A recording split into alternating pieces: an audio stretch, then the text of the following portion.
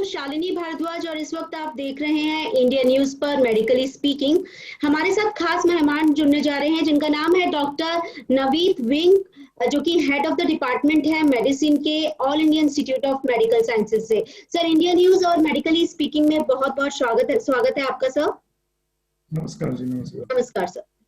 Sir, जो मेरा पहला सवाल है सर वो यही है कि ये कौन सी स्टेज होती है सर जब हम ये समझें कि अब डॉक्टर के पास जाना बहुत ज्यादा जरूरी है और अब देरी नहीं कर सकते, क्योंकि लोग बहुत कंफ्यूज हैं। कई बार ऐसा देखा गया है कि बुखार होता है, बुखार लगातार परसिस्ट करता रहता है लेकिन पेशेंट इग्नोर कर देता है, जिसकी वजह से ब्रीथलेसनेस होती है और जो हमारे क्रूशियल स्टेज होता है जब हमें सही मेडिसिन मिलनी चाहिए उस टाइम को हम कहीं ना कहीं गवा देते हैं।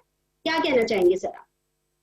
देखिए, जो इम्पोर्टेंट है वो इस टाइम ये है कि पहले 5 दिन, फिर 6 से 10 दिन, फिर 10 से 15 दिन। अगर पहले 5 दिन तो प्रॉब्लम नहीं होती है। पहले 5 दिन आपको बुखार होगा, थोड़ी सी गले में दर्द होगा, थोड़ी वीकनेस बहुत ज्यादा आ जाएगी जो आउट ऑफ प्रोपोर्शन होगी, तो ये स्मेल नहीं आएगी, टेस्ट थोड़ा खराब हो जाएगा। बट जो इम्पोर्टेंट है, 5वें दिन के बाद आपको बुखार ज्यादा रहना, बुखार ठीक ना होना, मतलब दवाई की मात्रा ज्यादा जरूरत है, खांसी बढ़ जाना और थोड़ी सांस की तकलीफ शुरू होना, सेचुरेशन थोड़ा ड्रॉप होना। तो जब बुखार ना उतरे, खांसी थोड़ी बढ़ जाए, तो छठा और 7वां दिन बहुत इंपॉर्टेंट है, बिकॉज छठे और 7वें दिन ही ये प्रॉब्लम होती है कि मेरा बुखार नहीं उतर रहा, बुखार ज्यादा बढ़ गया और मेरे को थोड़ी खांसी ज्यादा आने लग गई। तो उस टाइम हमें बहुत अलर्ट रहने की जरूरत है। और आपको अपने डॉक्टर के संपर्क में तो पहले ही दिन से रहना चाहिए, लेकिन इन दिनों में ज्यादा संपर्क में रहना चाहिए और डॉक्टर से संपर्क कभी तोड़ना नहीं चाहिए। बिल्कुल। बिकॉज दिन में 2 बार डॉक्टर से बात करनी बहुत जरूरी है। आप मैं तो यही कहता हूँ, stay at home and stay local. Local doctor से अगर आप बात करेंगे तो बहुत अच्छा है। इस टाइम सभी डॉक्टर्स एक्सपर्ट हैं, सुपर एक्सपर्ट हैं कोविड के मैनेजमेंट में। लोकल डॉक्टर्स में आपका इलाज करेंगे तो लोकल भर्ती करने की जरूरत होगी तो लोकल ही भर्ती हो जाएंगे। तो 5वें, छठे और 7वें दिन अगर बुखार आ जाए और आपको थोड़ी खांसी बढ़ जाए तो हम उस टाइम 2 दवाइयां होती हैं, जैसे थोड़ा एंटी इन्फ्लामेटरी नप्रोक्सन की गोली होती है या इनहेलर होते हैं, वो हम शुरू कर देते हैं। तो बिल्कुल। उससे बीमारी बढ़ती नहीं है, मतलब आपकी बीमारी इतनी नहीं बढ़ेगी कि आपको अस्पताल जाना पड़ेगा। लेकिन अगर छठे दिन, मतलब अगर आपको 7वें दिन और 7वें और 8वें दिन बुखार रहा तो उस टाइम वायरस की फेज खत्म हो जाता है, इन्फ्लामेशन बॉडी में शुरू हो जाती है। तो उस टाइम आपको आपके डॉक्टर से बात करके, और अगर कोई ब्लड टेस्ट जैसे सीआरपी, एक सबसे इंपॉर्टेंट टेस्ट आजकल सीआरपी है, बाकी टेस्ट कराने की जरूरत नहीं है, बिल्कुल। तो आप सीआरपी का टेस्ट करवा लेंगे और अपने डॉक्टर से बात करेंगे तो फिर उसको लगेगा कि मुझे कोई और दवाई देनी है, बिकॉज ऑफ वायरस की स्टेज खत्म हो गई है। एंटी इन्फ्लामेटरी स्टेज में स्टेरॉइड्स दिए जाते हैं, तो उस टाइम आपको डॉक्टर आपका अप्रोप्रिएट मात्रा में दवाई दे सकता है ताकि आपको अस्पताल जाने की जरूरत ना पड़े। अल्टीमेट एम क्या है कि हमें अस्पताल नहीं जाने से रोकना है मरीज को। वो हम बिल्कुल। तभी रोक पाएंगे अगर हम अपने लोकल एरिया में अपने लोकल डॉक्टर के कांटेक्ट में रहेंगे और वो आपको ठीक गाइड करेगा। सब डॉक्टर्स अच्छा गाइड कर रहे हैं आज की डेट में, बिल्कुल स्टैंडर्ड प्रिस्क्रिप्शन है, गाइडलाइन बेस्ड प्रिस्क्रिप्शन है। तो हमें डॉक्टर्स में विश्वास करके डॉक्टर से दिन में 2 बार बात करने की कोशिश करनी चाहिए। डॉक्टर्स भी बहुत बिजी हैं भाई लेकिन मैं तो कह रहा हूँ मरीज भी जो हैं कोविड के, उस टाइम जिनको हो चुका है कोविड, मेरी उनसे रिक्वेस्ट है कि वो भी अब बहुत बड़े डॉक्टर बन गए हैं, उनको पता है किस स्टेज पे क्या प्रॉब्लम होती है, किस स्टेज पे कैसे इलाज करना होता है और किस चीज की जरूरत है और किस चीज की नहीं है। उनसे भी बात, वो भी बड़े स्पोक्स पर्सन बन सकते हैं। तो इस टाइम हमें सबके सहयोग की जरूरत है। हम मतलब कुछ डॉक्टर्स पे, कुछ पैरामेडिक्स पे, कुछ नर्सेस के अलावा भी बाकी जो इतने बड़े, मतलब मैं तो कह रहा हूँ सबसे बड़ा एडवोकेट पेशेंट है। माइल्ड पेशेंट अलग तरीके से उसको पता है, जो मॉडरेट पेशेंट है वो अलग तरीके से पता है, सीवियर वाले को अलग तरीके से पता है। मेरी तो आपके थ्रू ये सभी पेशेंट से रिक्वेस्ट है कि वो भी इसमें पार्टिसिपेट करके लोगों का कॉन्फिडेंस बढ़ाएं, ताकि आप कॉन्फिडेंस बिल्डिंग की जरूरत है कि भाई आप ठीक हो जाएंगे, आप टाइम पे इलाज कराइए, ऐसी दवाई होती है उससे मुझे बड़ा जल्दी अच्छा लगना शुरू हो जाता है। तो इस टाइम बड़ी जरूरत है कि हम मिल बांट के अपने देश को बचाएं, क्योंकि हम फंस चुके हैं। बिल्कुल सर, क्योंकि ये पैनिक क्रिएट करने का टाइम नहीं है, ये कहीं ना कहीं लोगों को समझाने का, अवेयरनेस क्रिएट करने का है टाइम है, जिससे कि लोगों के अंदर जो एक घबराहट का माहौल पैदा हो गया है। लोगों को लगने लगता है कि अब स्टेरॉइड्स लेने पड़ेंगे। स्टेरॉइड्स जो है उसके लॉन्ग टर्म बहुत साइड इफेक्ट्स हैं। तो लोगों को ये बताने की बेहद जरूरी है सर कि खास तौर पे ये स्टेरॉइड्स उस वक्त बेहद जरूरी होते हैं और इनको लेने से ही फायदा पहुंचता है। तो कुछ ऐसा नहीं है कि स्टेरॉइड लेने से शुगर लेवल एकदम से अप हो जाता है, ये किन लोगों में होता है? नहीं, जो डायबिटिक हैं, जो डायबिटीज से प्रोन है, उन्हीं में होता है, बाकी सब में नहीं होता है। हम्म। मतलब जैसे कोविड के 90% लोग तो बिना स्टेरॉइड के ठीक हो जाएंगे, सिर्फ 10% को जरूरत पड़ेगी। इसी तरह डायबिटीज भी सिर्फ 10% में ही होगी, सबको नहीं होगी। और बिल्कुल। स्टेरॉइड देने कितने दिन है? 5 दिन, 7 दिन, ज्यादा से ज्यादा 10 दिन। तो इन दिनों बिल्कुल। में कोई साइड इफेक्ट नहीं होता। वो हम्म। जान बचाने के लिए एकमात्र सहारा है। उस टाइम बिल्कुल। हमें अप्रोप्रिएट मात्रा में अपने डॉक्टर के साथ बात करके और उसके संपर्क में 2 बार दिन में रहते हुए स्टेरॉइड की मात्रा को ऊपर नीचे करना है सीआरपी टेस्ट के साथ। बिल्कुल सर। सर एक कई बार पेशेंट्स में देखा है, फेरिटिन एक टेस्ट है सर, फेरिटिन लेवल बहुत हाई आ जाता है, ये कब हाई आता है सर? देखिए, पहले हमने बोला कि सब टेस्ट करने चाहिए, क्योंकि बिल्कुल हमें सर। पूरा विश्वास, हमें मतलब अपने पे भी विश्वास नहीं था कि बीमारी कैसे बिहेव करेगी। बिल्कुल। अब हमें अपने पे विश्वास है कि अगर आप सीआरपी का टेस्ट कराएं और वो सीआरपी का टेस्ट नीचे आ रहा है, तो बाकी किसी टेस्ट को कराने की जरूरत नहीं है। हम्म। मतलब आज की डेट में मैं इतना विश्वास से आपको बता सकता हूं कि सिर्फ एकमात्र टेस्ट, अगर जरूरत है 7वें दिन, मतलब 7वें दिन, बिल्कुल। तो एकमात्र टेस्ट है तो वो सिर्फ सीआरपी है। बाकी कोई टेस्ट कराने की जरूरत नहीं है, कोई सीटी के लिए भागने की जरूरत नहीं है, कोई बार बार टेस्ट कराने की जरूरत नहीं है, बिकॉज लैब्स भी प्रेशर में है। चाहे वो लैब हो, चाहे सीटी की लैब हो, चाहे पीसीआर टेस्ट हो, तो हर हर जना इस टाइम प्रेशर में है। तो हमें बड़ा जुडिशियसली हर चीज को यूज करना है, चाहे वो दवाई हो, चाहे वो स्टीरॉयड हो, चाहे वो टेस्ट हो, और चाहे वो सीटी स्कैन हो। मतलब सर हर चीज को बिल्कुल सर। सर अगर हम सीआरपी की ही बात करें, यानी कि सी रिएक्शन प्रोटीन, तो सर ये माइल्ड है या मॉडरेट है डिजीज या फिर क्रॉनिक है, ये कैसे पता चलेगा? वो कौन कौन से लेवल्स होते हैं? अब मैं तो ये कह रहा हूँ कि सीआरपी की भी जरूरत नहीं है। हम्म। मतलब मैं टेस्ट को हटाना चाहता हूँ बिल्कुल। पहले। मतलब ये सिर्फ मरीज ही बता देगा आपको, मेरा बिल्कुल। बुखार ठीक नहीं हो रहा, मेरी खांसी बढ़ रही है, बस। और तीसरा, मेरा थोड़ा खांसी बढ़ गई और सांस चल, मुझे जाता हूँ बाथरूम तक तो थोड़ा सांस फूलता है, सैचुरेशन थोड़ी सी कम होती है। तो यही आपको बता देता है कि मुझे इस टाइम दवाई देने की जरूरत है। और डॉक्टर्स इतने एक्सपर्ट हैं इस टाइम कि वो समझ गए हैं सब कि इस टाइम हमें दवाई देने की जरूरत है, तो वो दवाई शुरू हो जाती है 7वें दिन के बाद।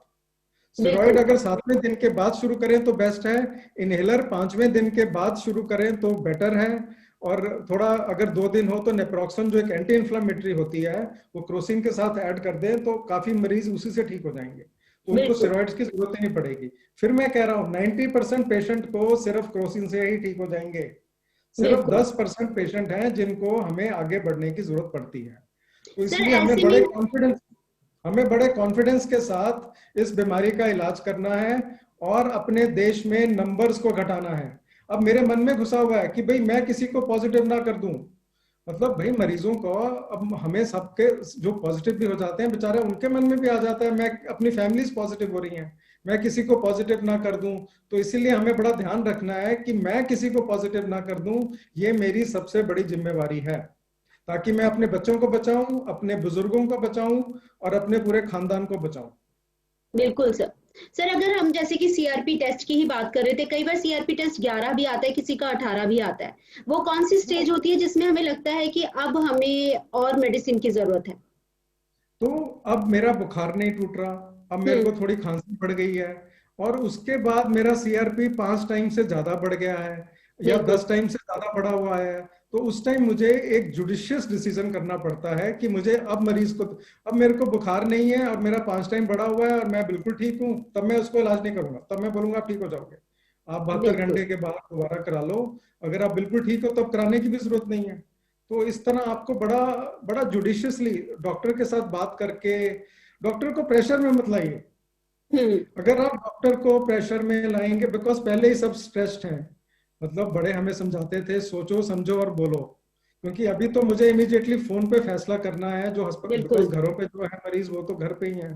तो प्रेशर में मतलब अगर आप मुझे प्रेशर में लाओगे तो मैं कहूंगा ये भी ले लो वो भी ले लो, तो वो थोड़ा ठीक नहीं है। तो बड़े बिल्कुल। प्यार से बात करिए, बड़े रिक्वेस्ट से बात करिए, डॉक्टर भी बड़े प्यार से बात करे, बड़े प्यार से समझाए, और ताकि हम मतलब इस टाइम बड़ी पेशेंस की जरूरत है सभी पेशेंस को, और खुद को क्योंकि सब बहुत अच्छे से ऑब्जर्व करने की जरूरत है कि लिटरली कौन कौन से सिम्टम्स है जो आपको नॉर्मल जो आपकी लाइफ थी या फिर नॉर्मल जो सेहत थी उससे आपको अलग नजर आ रहे हैं।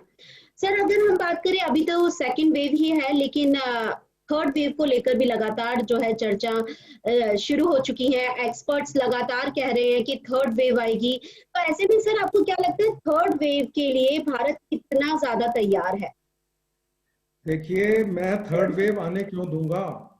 हम्म। क्या मैं इसके लिए तैयार हूं और मैं तैयार रहूंगा, और मैं अगले 3 साल 2 साल तैयार रहूंगा कि मैं थर्ड वेव को कभी आने ही नहीं दूंगा? क्या मेरी ऐसी स्ट्रेटेजीज हैं कि मैं थर्ड वेव को आने ही नहीं दूंगा? हमें इस पे काम करना है।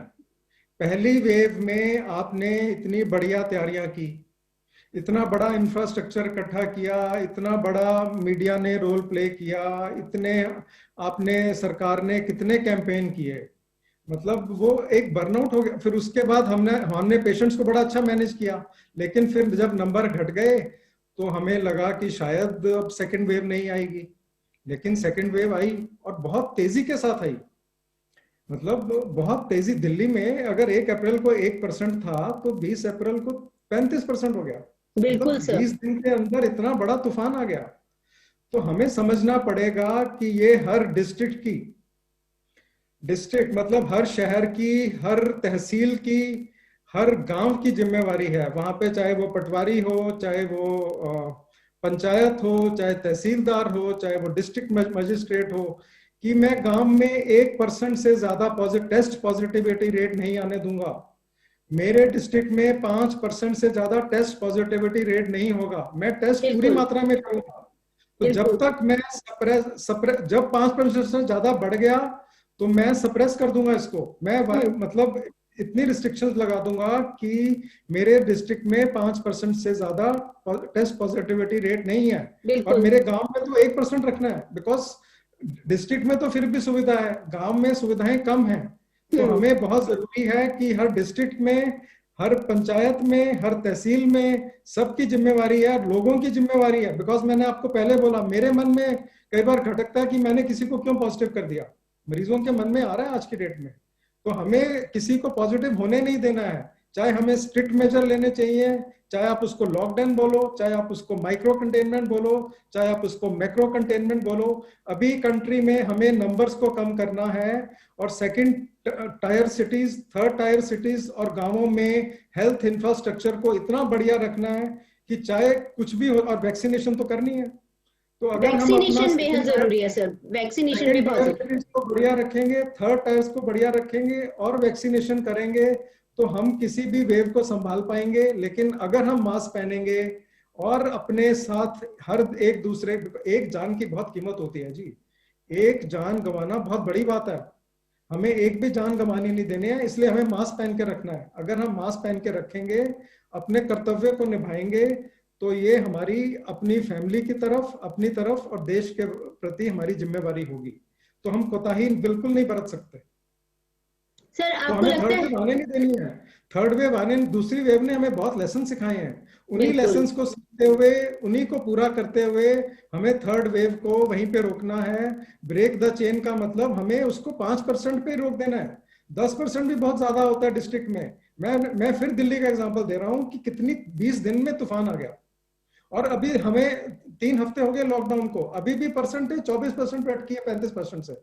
मतलब ये कम से कम 6 हफ्ते 8 हफ्ते का लॉकडाउन चाहिए है, तभी ये नंबर कम होंगे, तभी अस्पतालों में क्वालिटी हेल्थ केयर मिलेगी। अब आप अस्पतालों में देखिए, मरीज कितनी मुश्किल से मरीजों का इलाज हो रहा है बेचारों का। बिल्कुल। मतलब health care worker burn out हो चुका है, उनके फैमिली वाले बीमार हैं, हर घर में कोई ना कोई बीमार है। तो इस टाइम बर्नआउट का टाइम है, इसलिए पेशेंस की जरूरत है।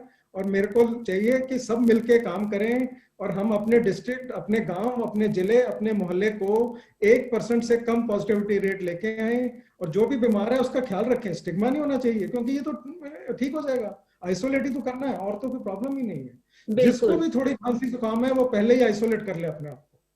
तो इसलिए हमें बचाना है, औरों को बचाना है। भाई मैं खुद तो बच जाऊंगा, मुझे हो जाएगा, तो मुझे तो औरों को बचाना है, ये मेरा कर्तव्य है, मेरा धर्म है।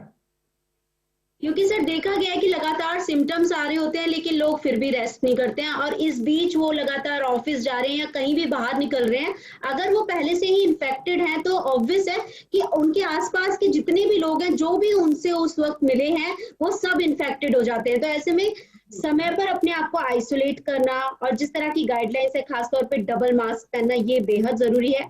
और जैसे कि डॉक्टर विग ने बहुत क्लियरली, बहुत साफ शब्दों में ये बात बोली है कि अगर आपको लगता है कि आपके सिम्टम्स है या फिर आपको ब्रीथलेसनेस हो रही है, चेस्ट पेन है, यानी कि कुछ डिफरेंट सिम्टम्स है आपको लगभग छठे या फिर 7वें दिन में, तो ऐसे में जरूरी है कि आप अलर्ट हो जाइए और डॉक्टर से जो संपर्क है लगातार वो डे 1 से बनाए रखना बेहद जरूरी है। और यही वो स्टेजेस होती हैं जो आपको अस्पताल जाने से रोकती हैं।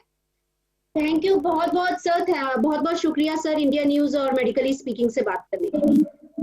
Thank you, it was my pleasure, thanks. Thank you sir.